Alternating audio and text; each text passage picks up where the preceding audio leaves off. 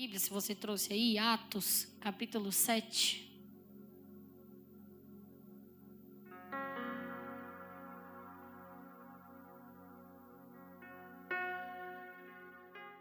Atos 7, 51. Como eu já falei, estava com saudade de vocês. A gente tirou umas férias obrigatórias da igreja. Mas estamos aqui. Não sabemos quanto tempo vamos poder continuar fazendo os cultos, mas a princípio nós vamos fazendo, vamos adorando a Deus juntos. Aleluia. Atos capítulo 7, versículo 51.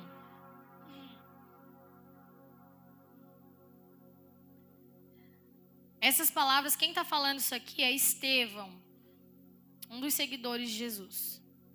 Ele diz assim: povo teimoso, vocês têm o coração incircuncidado e são surdos para a verdade. Resistirão para sempre ao Espírito Santo? Foi o que seus antepassados fizeram e vocês também o fazem. Que profetas seus antepassados não perseguiram? Mataram até aqueles que predisseram a vinda do justo, a quem vocês traíram e assassinaram. Vocês desobedeceram à lei de Deus, embora a tenham recebido das mãos dos anjos. Os líderes judeus se enfureceram com a acusação de Estevão e rangiram os dentes contra ele. Mas Estevão, cheio do Espírito Santo, olhou firmemente para o céu e viu a glória de Deus e viu Jesus em pé no lugar de honra à direita de Deus.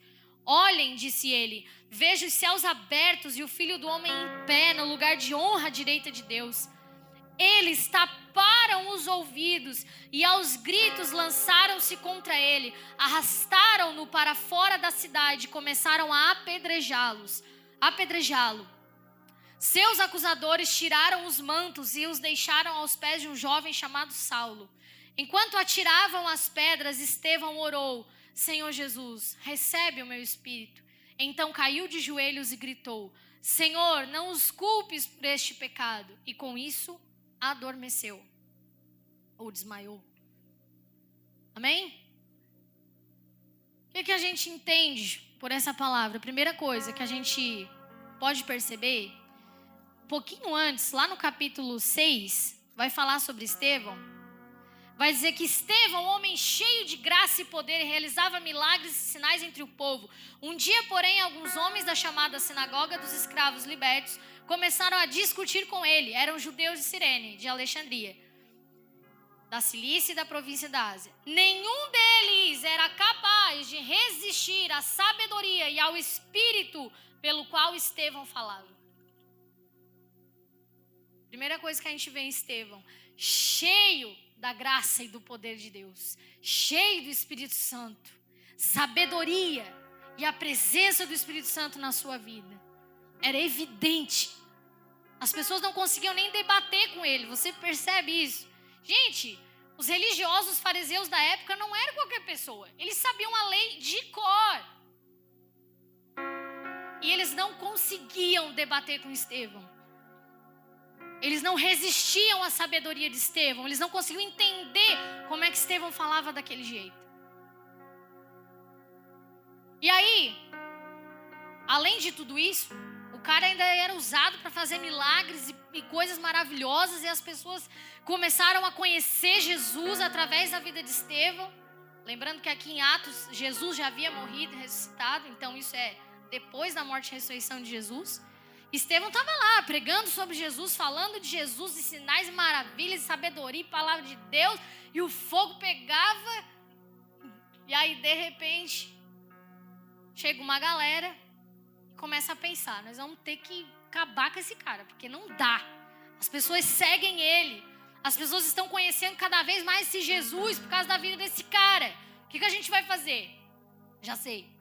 Vamos encontrar duas testemunhas, vamos pagar elas para dar um testemunho falso contra Estevão. Duas testemunhas, porque uma só testemunha não ia valer, tinha que ser duas para comprovar que era verdade o que eles estavam falando.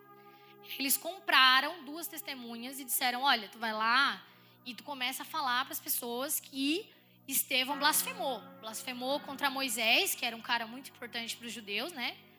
só porque ele abriu o Mar Vermelho e deu os 10 mandamentos, né? Deus através dele deu os 10 mandamentos. Então aí você vê assim que Moisés não era pouca coisa. E daí eles acreditavam muito em Moisés. Tipo, Moisés era quase Deus para eles, né? Tipo, abaixo de Deus já era Moisés. Daí eles disseram, vamos dizer aí que ele blasfemou o nome de Moisés e blasfemou contra Deus. E os caras começaram a falar isso, espalhar isso aí, beleza, deu uma confusão, resumindo, cataram Estevão e levaram lá para a reunião dos líderes religiosos, para os líderes do povo de Israel. Botaram Estevão lá no meio. Cara, eles estão te acusando disso, disso, daquilo, o negócio tá feio pro teu lado. Então aí, ele foi preso e levado para esses caras. E aí no capítulo 7 de Atos, que a gente leu só o finalzinho, que eu li o finalzinho ali com vocês, mas desde o início, eles pegam e dizem assim para Estevão, Estevão, te defende dessas acusações. Fala a respeito dessas coisas que o povo está te acusando aí. Estevão não faz a sua defesa. O que ele faz? Do início do capítulo 7 até o final, ele faz uma retrospectiva histórica do relacionamento de Deus com o povo. Ele vai falando desde o início, ele meio que prega para os caras que eram peritos na lei. Você está entendendo o que ele fez? Ele vai desde o início, desde Abraão, e vai falando, Abraão fez isso, fez aquilo, aconteceu isso, aconteceu Moisés, e Barará, aconteceu, e Davi, e vai falando tudo, meio que pregando para eles, fazendo uma retrospectiva de tudo. E aí, ele diz assim, olha só, a presença de Deus nunca ficou restrita a um lugar, a um templo físico, a 4 paredes. Nem vocês ficam idolatrando esse templo aí. A presença de Deus, ela nunca ficou presa nisso aqui. Primeiro, quando era o tabernáculo de Deus lá no deserto, eles eram nômades, ficavam sempre perambulando lá pelo deserto. Então, quando eles tinham que sair, o que eles faziam? Catavam o tabernáculo, desmontavam, tipo uma barraca mesmo, e saíam andando. Só que como que eles sabiam que era hora de sair? Vamos ver os leitores da Bíblia aí. Como que eles sabiam? Uma nuvem. Cara, olha que coisa fenomenal. Tinha uma nuvem em cima do tabernáculo. Quando a nuvem subia, eles sabiam. Pega as coisas aradas, gente. Está na hora de sair. Desarmavam as barracas, desarmavam as tendas. E eles iam aonde a nuvem ia. Vamos indo. Quando que a nuvem vai parar? Não sei. Vai indo. Enquanto a nuvem estivesse em movimento, o povo estava em movimento. De repente a nuvem para e desce. Então é aqui que nós temos que armar o acampamento. Aí como é que a presença de Deus fica no templo, gente? Não fica no templo. O Senhor guiava o povo fora do templo. Também. O próprio Abraão não tinha templo, não tinha nada disso na época de Abraão, era muito antes. E Deus simplesmente chega para Abraão e diz, Abraão, sai do meio dos teus parentes e vai. Para onde, Senhor? Só vai. Você imaginou isso? Deus chegar para você dentro da sua casa, no meio da sua família, e Deus pegar e dizer para ti assim, junta as tuas roupas. Se você tem filho, pega teus filhos. Se não tem, é só tu mesmo. E vai. Para onde, Deus? Esquerda, direita? Vai. Vai que eu vou te dizer. Foi exatamente isso que Abraão fez. Ele não tinha ideia de onde Deus ia levar ele quando ele saiu do lugar que ele estava. E uma outra coisa que Estevão fala é que o povo sempre se rebelava contra Deus. Sempre saía fora da vontade de Deus. E Deus sempre levantava profetas para falar, volta, senão vai dar ruim. Volta, senão vai dar ruim. E aí Deus mandava quem? Os babilônios, os filisteus, pau na galera. E a galera voltava para Deus. Mas aí, quando Deus mandava os profetas, muitas vezes, sabe o que os reis de Israel faziam? Perseguiam e matavam os profetas. Estava ali para falar a verdade, estava ali para direcionar o povo. Por que Elias estava na caverna? Famosa história que Elias está lá na caverna. Porque Jezabel queria matar ele. Jezabel era a mulher do rei de Israel. Sempre matava. E qual é a recompensa, irmã, maravilhosa de Estevão? Estevão ficou como pregador top, ganhou muitas almas para Jesus e depois recebeu uma mansão maravilhosa com ouro, tinha muitas meninas, mulheres à disposição dele. Foi essa a recompensa de Estevão? Aqui na terra, estou falando aqui na terra. Qual foi a recompensa dele mesmo? Pedras. Ele morreu apedrejado. Você já imaginou isso? Morrer apedrejado? Morte dolorosa, lenta. Com certeza, do Senhor, ele recebeu um galardão enorme. Mas aqui nessa terra, ele morreu apedrejado. Só para lembrar, todos os discípulos morreram de formas muito cruéis, exceto João, que morreu abandonado lá na ilha de Pátimos. Crucificado, decapitado, apedrejado. Calma que eu não quero desestimular você a seguir Jesus, não. Vamos lá para Mateus 24, quem tem a Bíblia aí? Mateus 24. Juro para vocês, gente, quando eu comecei essa mensagem, eu não sabia onde é que ia dar. Eu tinha esses dois textos na cabeça e aí eu disse, Deus, como é que eu vou juntar essas duas coisas? Mateus 24. Vamos ler do primeiro.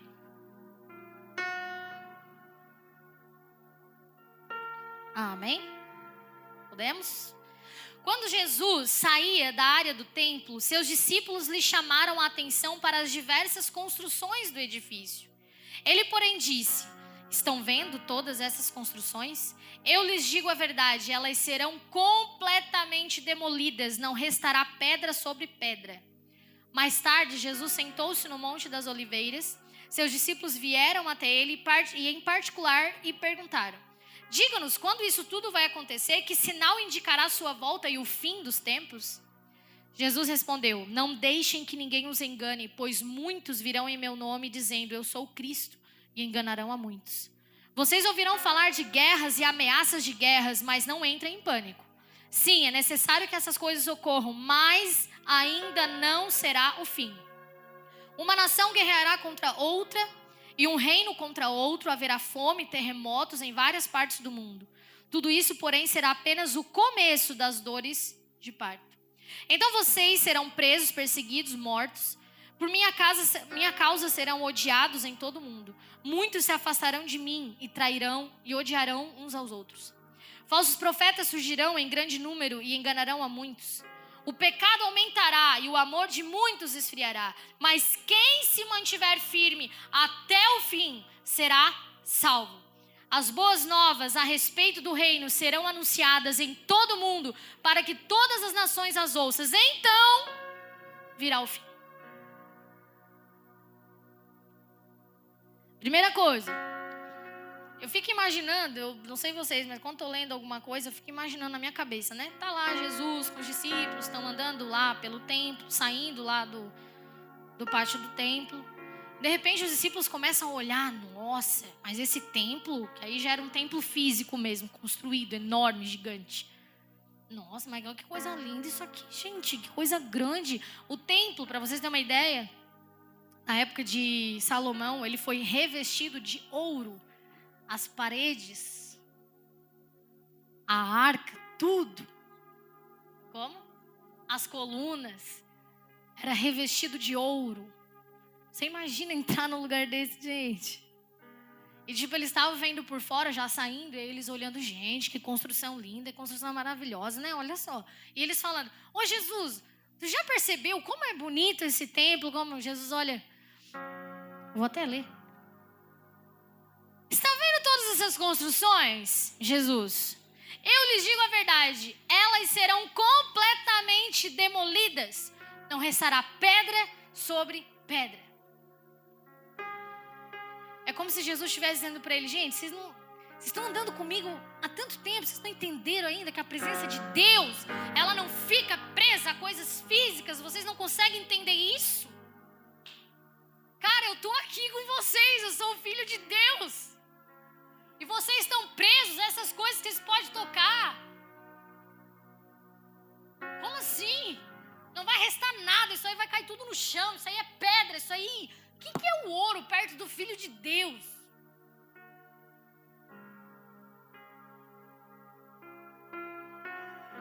E aí, no versículo 3, quando Jesus fala que ia cair gente, falar para eles que o templo ia cair, que o templo ia derrubar, que o templo ia ficar ali no chão, era uma coisa assim, nossa, o cara é entendido, o cara realmente, olha, se ele vai derrubar o templo, tem poder esse homem.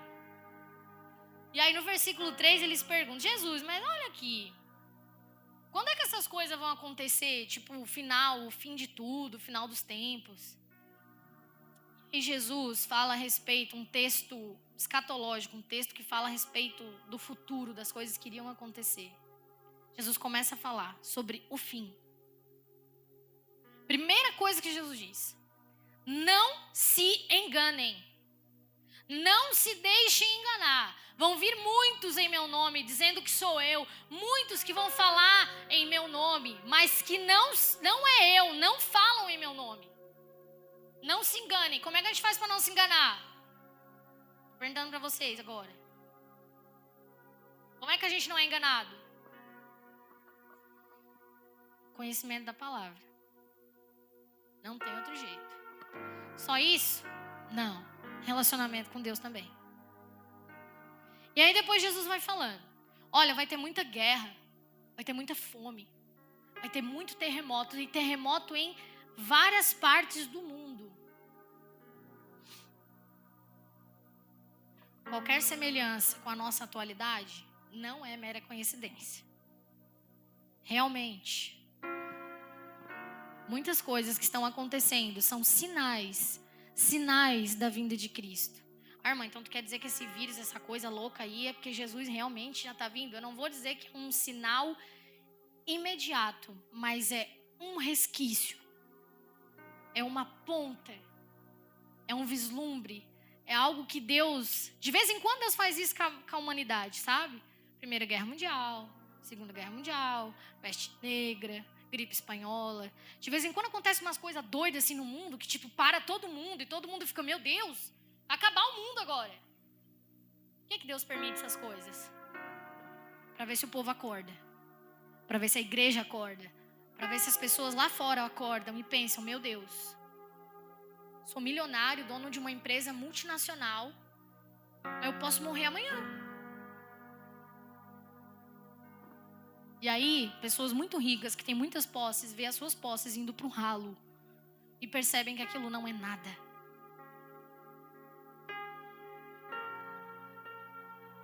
E Jesus fala assim, não entrem em pânico, tá? Vai ter guerra, vai ter fome, vai ter terremoto, vai ter um monte de coisa, mas não entrem em pânico. Por que não entrem em pânico? Porque é necessário que essas coisas aconteçam. Ô, irmã, então tá dizendo que esse vírus do capeta é necessário? Infelizmente, Jesus já tinha falado a respeito disso. Por que é necessário? Porque isso traz as pessoas para Deus. Isso faz as pessoas pensar que elas não são infinitas, que elas não são imortais. Isso faz a gente pensar que nós não somos imortais. Que existe um Deus. Que existe um fim.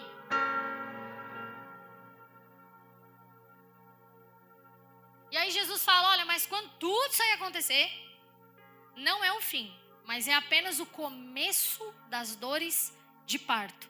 Qual é o final do parto, gente? Quando é que o parto acaba? Quando o bebê nasce. Então, quando Jesus fala, ó, isso é só o início das dores. Eu não tive contração, graças a Deus. Mas quem teve para ter filhos, diz que é uma dor insuportável. E aquele negócio só vai crescendo, vai subindo. E até as mães mais natureba, que queriam ter os filhos da forma mais natural possível, quando chega no pico da dor do parto, pelo amor de Deus, me dá anestesia que eu não aguento. Porque a dor vai subindo, vai subindo, vai subindo, e vai apertando, e vai apertando, e vai apertando. Quando a mulher acha que ela não vai aguentar mais, a criatura sai e nasce. É mais ou menos isso que Jesus está falando aqui. É o início das dores, é o início do negócio, é o início das contrações. Vai aumentar, vai aumentar, e vai aumentar, e vai aumentar, e vai aumentar, e vai aumentar. E quando a humanidade, quando a igreja achar que não aguenta mais, o Filho nasce, Jesus vem, Jesus rompe. Aleluia, Jesus. O Senhor rompe as nuvens e todo olho o verá, todo olho o verá, todo joelho se dobrará. Não existe rei, não existe presidente, não existe ministro, não existe ateu, não existe ninguém que não vai se dobrar diante dele. Todo olho o verá. Você já imaginou esse evento? O céu rompendo, abrindo. Você já viu aqueles dias bem bonitos, que o céu tá meio laranja, meio rosa? E aí você olha assim, gente, que coisa mais linda. Você já pensou quando Jesus vier? O céu romper e vir Jesus com os seus anjos. E você dentro da sua casa, você olhar para o céu. E perceber que Ele veio.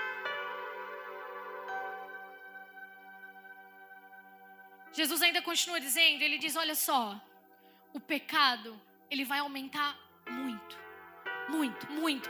A iniquidade, algumas tradições dizem que a iniquidade, ela vai se multiplicar. O pecado, ele vai aumentar muito, muito, muito, muito. E por causa disso, do pecado aumentar, a iniquidade aumentar, o amor de muitos esfriará. O pecado, a soberba, o que explica uma pessoa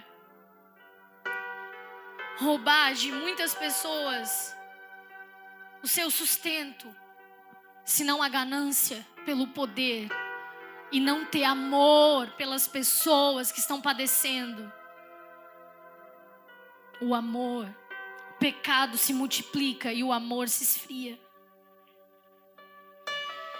E o versículo que eu mais gosto, mas quem se mantiver firme até o fim, será salvo. Não é até a metade do caminho, não é até nos domingos que eu ia na igreja, é até o fim, até o fim. Não negar a Jesus, permanecer firme até o fim. E aí Jesus termina dizendo, e quando será o fim então? Ele finalmente diz a resposta. Você quer saber quando Jesus vem? Quando vai ser o fim? As bodas novas a respeito do reino serão anunciadas em todo o mundo, para que todas as nações ouçam. Então, virá o fim. Você acha que o surgimento da internet é por acaso? Ou você acha que a internet não é uma das ferramentas mais poderosas para a humanidade inteira saber do Evangelho? Se fosse antes da internet e a gente pensasse, nossa, o Evangelho chegar a toda a nação, a todos os países, até aqueles países mais pequenininhos, mais isolados, aquelas ilhas mais pequenas. Nossa, é muito difícil. Tipo, chegar alguém lá para pregar o Evangelho, para falar.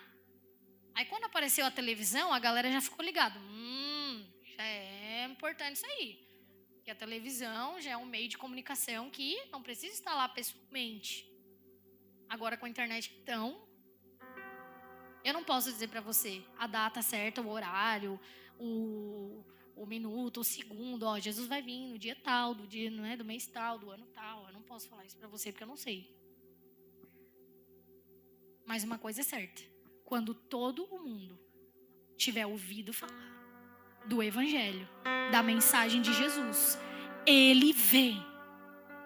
Aleluia. Eu me alegro tanto com isso, de saber que Ele vem.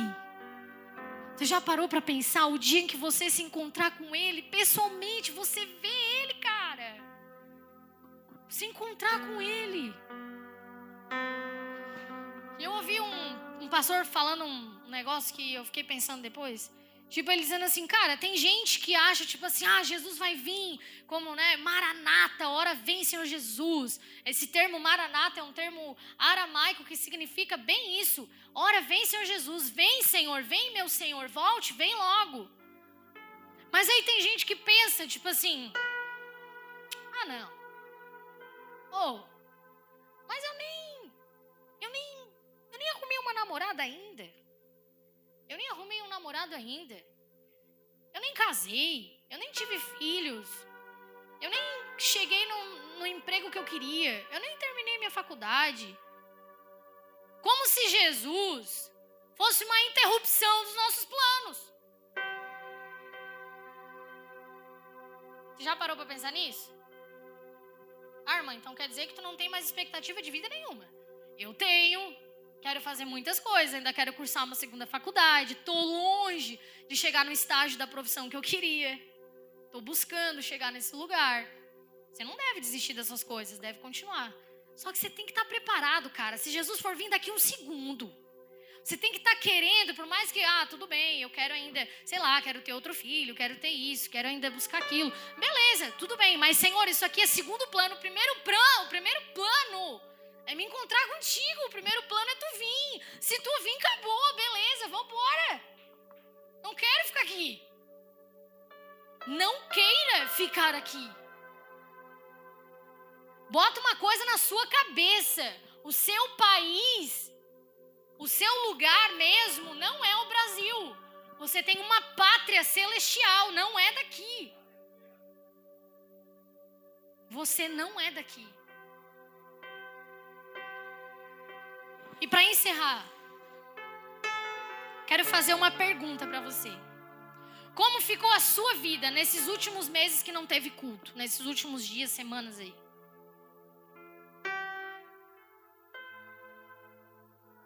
Pensa aí. Como é que ficou a sua vida? Quero que você pense, não quero que nem olhe para mim agora. Quero que você pense como é que ficou a sua vida com Deus depois que acabou os cultos aqui.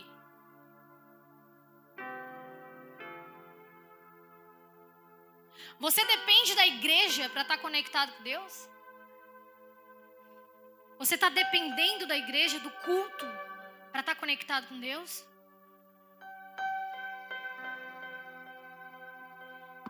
Você está dependendo de um templo físico? Como os discípulos, você está admirado com um templo físico? Ou como os fariseus lá questionando Estevão?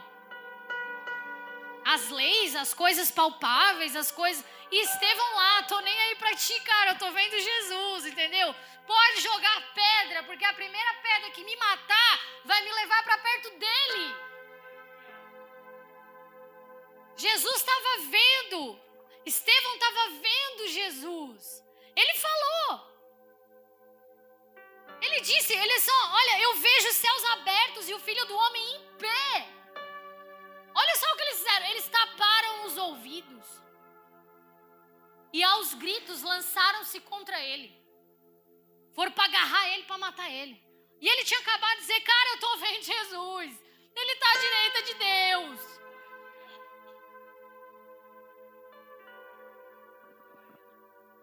Estevão foi o primeiro mártir do Evangelho. Foi o primeiro a morrer. Jesus. O nome dele ficou gravado na história. Muitos anos depois, nós estamos aqui falando de Estevão. Existe legado maior que esse?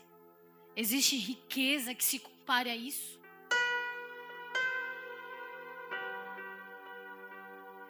Cheio do Espírito Santo, cheio de sabedoria, cheio do poder de Deus. Por isso é que ele estava capacitado a morrer por Jesus. Talvez você olhe para dentro de você, como às vezes eu olho para dentro de mim, e penso assim, quando eu leio a história desses caras aqui, como Estevão, como Pedro e tantos outros, e eu começo a pensar, meu Deus, será que eu seria capaz de morrer pelo Senhor? Tipo, chegar alguém assim, botar uma pistola na minha cabeça, tipo, dizer assim, nega Jesus, senão tu vai morrer. E aí eu não negar Jesus, será, Senhor? Que eu tenho essa... E aí eu comecei a pensar, mas o que é que a gente precisa para estar disposto a morrer por ti? E aí eu aprendi com Estevão. Eu tenho que estar cheio de Deus. Eu tenho que estar cheio do Espírito Santo. Eu tenho que estar cheio de sabedoria de Deus. Eu tenho que estar transbordando de Deus. Porque aí, isso me capacita para morrer por Ele. Porque nada mais importa para mim. Ele é o que importa. Ele está acima de tudo na minha vida, acima dos meus planos, acima de tudo. Jesus está voltando. Jesus está voltando. Você pode pensar assim, como eu já pensei. Ah, mas a minha avó falava que Jesus estava voltando, a minha mãe falou que Jesus estava voltando, agora eu estou falando que Jesus está voltando. Ele pode demorar mais 1000 anos para voltar, vamos dizer assim. Mas você não tem 1000 anos.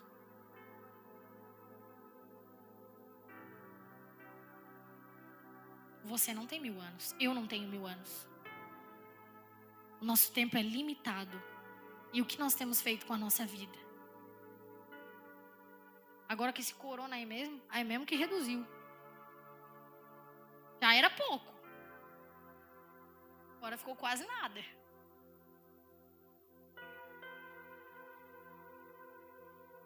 O Espírito Santo de Deus, a Bíblia vai dizer que Ele é o selo.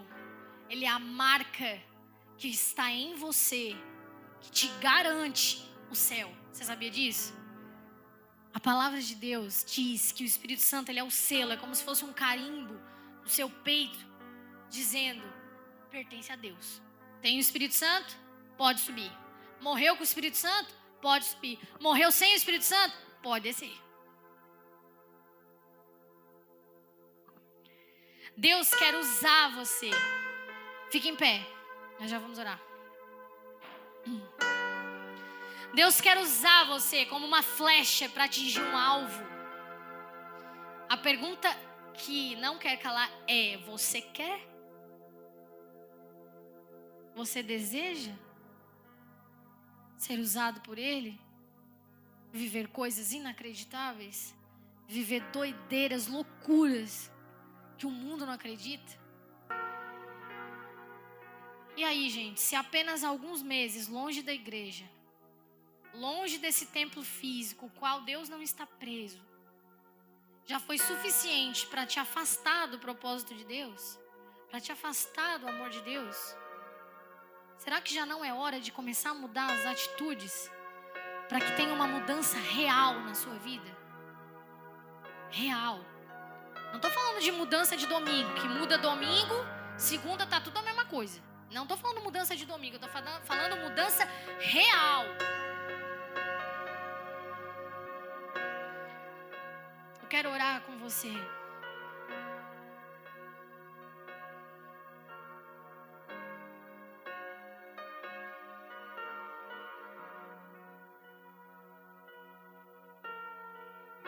Se você deseja uma oração, quero te convidar a fechar os seus olhos.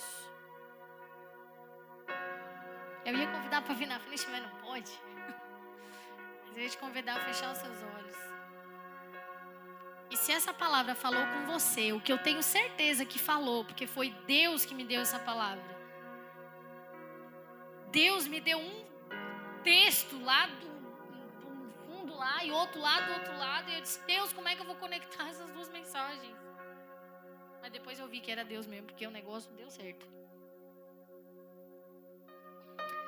E eu quero que você conecte o seu pensamento com Deus. Fala para Ele aquilo que te incomoda, aquilo que não deixa você mudar, aquilo que te agarra, aquilo que te prende. Fala para Ele. Senhor Jesus, Espírito Santo de Deus, eu tenho certeza, Senhor, convicção, absoluta certeza de que foi Tu, Senhor, que me deu essa palavra. Eu tenho certeza disso. Eu sei, Senhor, que Tu vem.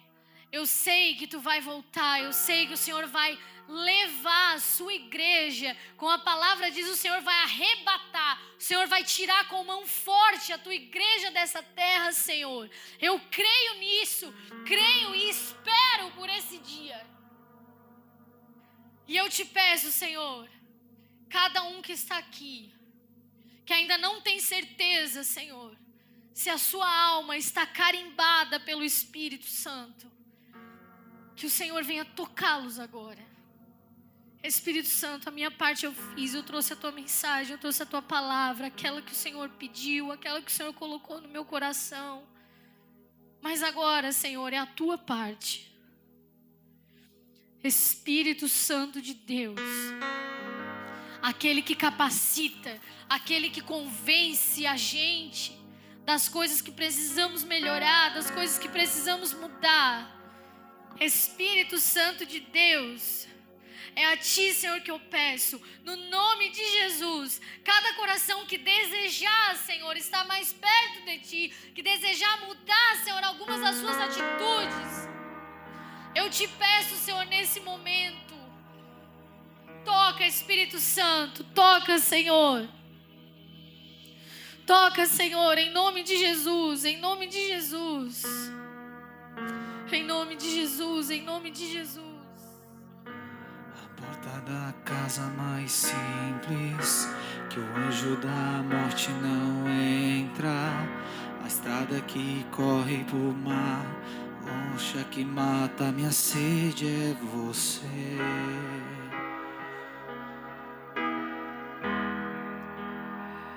É você. Mais perto do monte, mais perto da face, me escondo com o peso da tua glória. Mais perto do monte, mais perto da face, medo quer me parar, então me tira o medo que me faz dizer: Moisés, suba em meu lugar, que me faz entender que a tempestade é você, chuva forte é você, vento forte é você, o que me faz tremer as pernas. A porta aberta é você, mas a fechada é você. É tudo sobre você.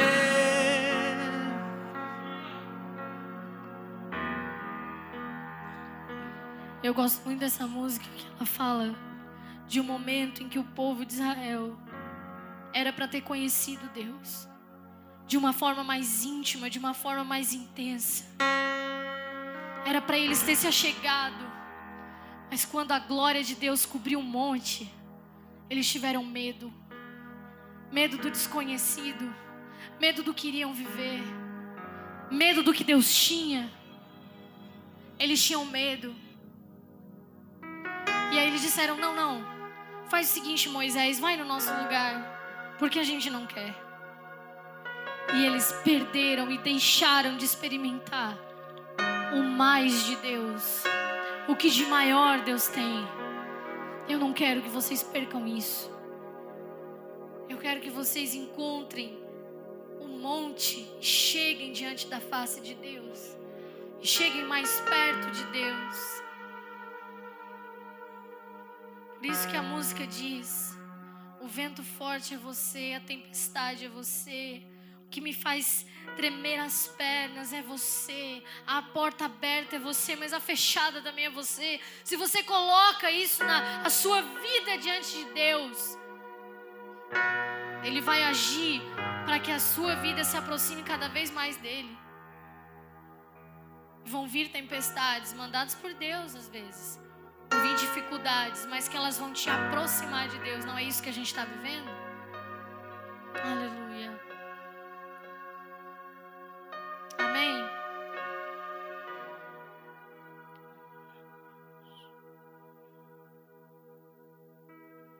Eu navegarei no oceano do Espírito. e ali adorarei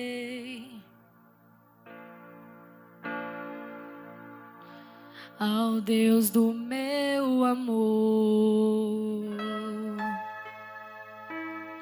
Eu adorarei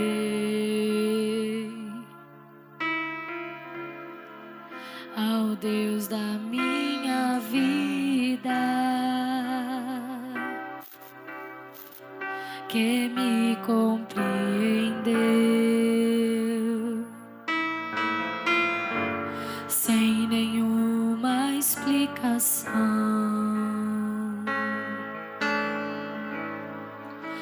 Espírito, Espírito, que desce como fogo em som de Pentecostes e enche-me de novo. Espírito, Espírito, que desce como fogo em som de Pentecostes e enche-me de novo. Senhor, nós te agradecemos, Jesus, por esse momento, Pai, na tua presença, na tua casa. Senhor, as nossas vidas, elas estão nas tuas mãos. A nossa vida, a nossa família, a nossa casa, tudo que nós temos está nas tuas mãos. Nós não temos, Senhor, domínio sobre a situação, mas o Senhor está no controle. A tua palavra nos garante que todas as coisas cooperam juntamente para o bem daqueles que te amam. E nós te amamos, Senhor.